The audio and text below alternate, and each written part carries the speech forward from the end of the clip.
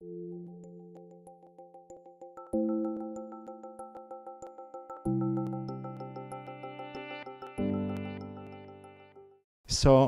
I'm going to present to you a wonderful guy. So Antoine Perrier is podiatrist and engineer. And now he works with us in our team because he has developed a 3D modeling of the fruit. And it's very, very helpful. And I think for the future, it will be a very useful technique for us.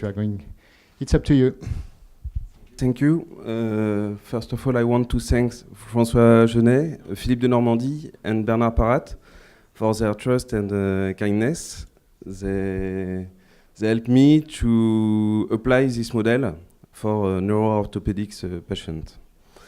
So the neuroorthopedic patient suffer from pathology affecting the function of the muscle, the joint constrained by this muscle on an healthy or traumatic skeletal potential. Muscle, joints, and skeletal give a specificities of this patient and a specific evolution. So in the field of biomechanics, how can we predict this evolution? Biomechanics has different fields, the in vitro, in situ, and in silico. In vitro consists in material properties. In situ is more motion analysis, or from an external point of view, you can have motion analysis or muscle activities. And in silico is more simulation. You use a computer to compute some properties or evaluation. The motion analysis was developed most part in France with by Etienne Jules Marais, and it helps for the observation of motion by segmental or mechanical simplification. It is used to characterize the motion, inter-individual variation, and changes to normal. In France, we have also Etienne Jules Marais nowadays, Didier Pradon in Garches, and you can see him there. And we can have motion analysis of our patients and backward analysis, inverse kinematics. So this is for in situ. Now for in silico modeling, we wanted to design a patient-specific biomechanical model, and for that we had to understand the internal mechanism, visualization of functional anatomy. If we don't understand functional anatomy, we are not able to modelize the structure necessary, needed to have an action. And we wanted this model to be able to predict the consequences of a surgical procedure and to be able to have some information about soft tissues. For that, we did several acquisitions with CT scan, EOS or MRI, and we reconstruct a rigid body part of the foot. You can see the bones. We add with the MRI the tendon trajectory, the ligament, and we add to understand the functional anatomy to design the good ligaments. So this model, this rigid body model, is able with direct dynamics to have muscle action. So we can contract separately each muscle and see what happens in the joint. For example, you can see the motion of the navicular bone on the talus, or the motion of the first phalanges using the sesamoid joint. So you can see it is smooth, but you have motion not realistic. So we added an other part of simulation, which is called finite element modeling, and we reconstruct the 3D anatomy for the skin, the fat, the muscle, and we coupled the rigid body simulation to the finite element modeling. We needed to validate because you can have good visual things that are not realistic. So for that, you need to validate the model. In Garches, we did some experiment with EMG, needle EMG, motion analysis, and we wanted to compare the muscle activation of the model and the motion of the real subject. So we put in the model the EMG of the subject during this motion, and you can see here the model functioning with only EMG data. So you have the motion, it was in an abduction motion of the patient. It is normalized with the max force and heel muscle model. So we compare with the real motion, and we add quite good data. You can see, for example, we add about 1% to 8% difference in the range of motion. But in the precise motion, we are far because we don't have EMG for intrinsic muscles. So the applications, for example, in orthopedic surgery, we wanted to see if you proceed an arthrodesis of the ankle, what could be the motion of the foot under muscle activation. For that, we did several simulations of the plantar flexion under activation of the toes flexor, tibialis posterior and triceps, separately and then together, and we compare the motion of each bones with those activation. You can see in plantar flexion, you still have some motion of the forefoot and midfoot, even if the ankle is blocked. We did that for dorsal flexion also. You can see with and without arthrodesis. And we did have no more dorsal motion, but it is converted into abduction motion. So for this work about arthrodesis, the aim was to understand residual mobility under muscle contraction and to optimize the adjustment according to the patient morphology. Because if you do this arthrodesis on a patient and the muscle will have a contraction adapting the rest of the foot, you are not able to understand if the patient will be able to have the foot working normally in a gait. With arthrodesis, we have on plantar flexion about 20 degrees left, and most of this range of motion is in the subtalar joint and the midfoot joint. And it is the place where arthritis occur after arthrodesis.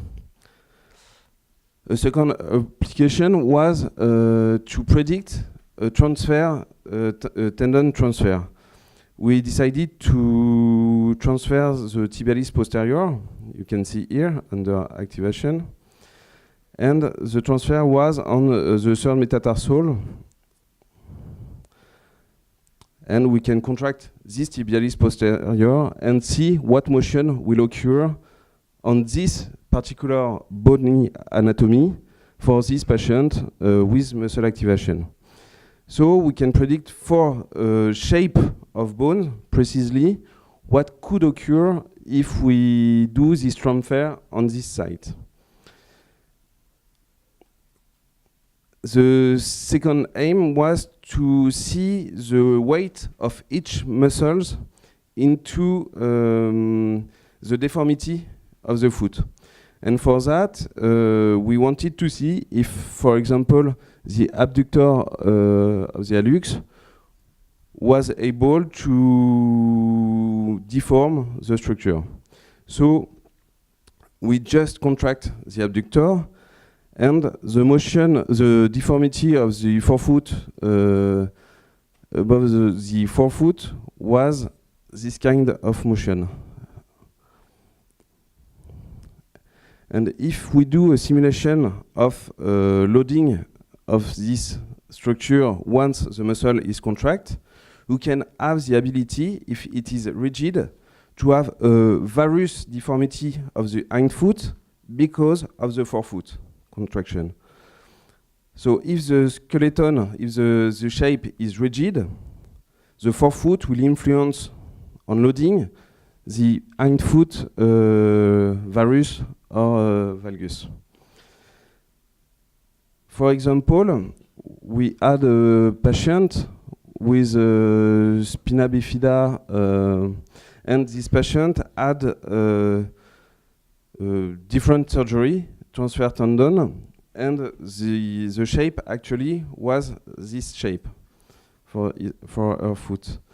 You can see on this CT scan reconstruction the abductor, and this patient had also a wound on the fifth metatarsal basis here. So the question was, is the morphology responsible of the wound, and which muscle is responsible of the deformity? So we proceed a pedobarometral analysis for this patient. Donc here you can see the varus foot, and the two feet are different. You have one foot with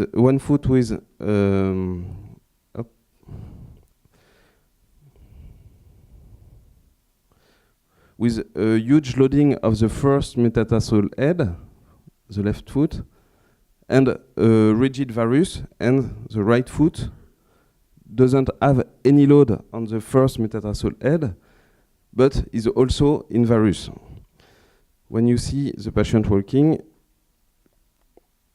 you can see for the left foot, for example, that the forefoot is responsible of the varus of the hind foot.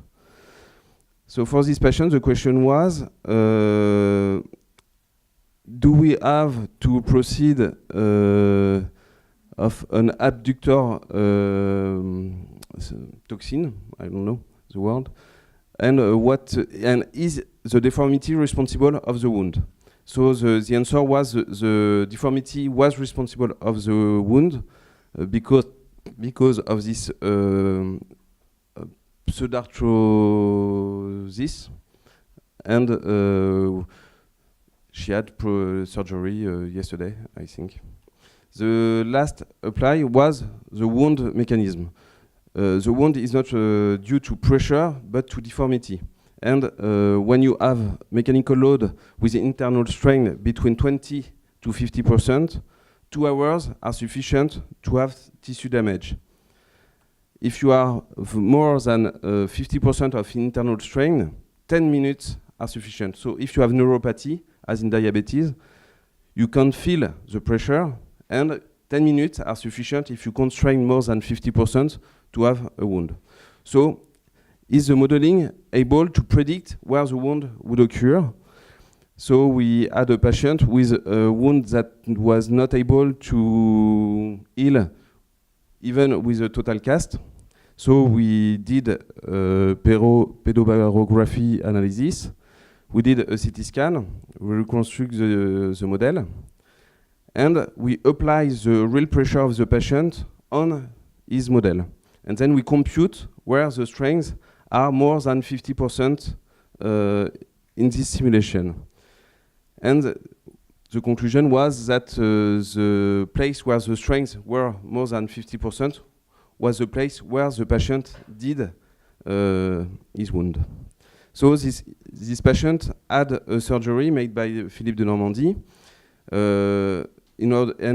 we compute the place to cut in order to have less than 50% of strength inside.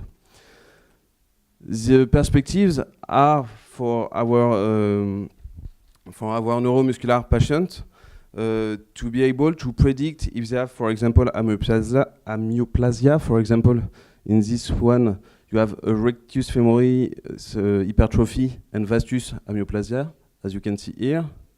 This is a pump disease, and there you have maximus gluteus amyoplasia. So the model could be able to predict the motion of the hip, for example, with muscle contraction under muscle activities.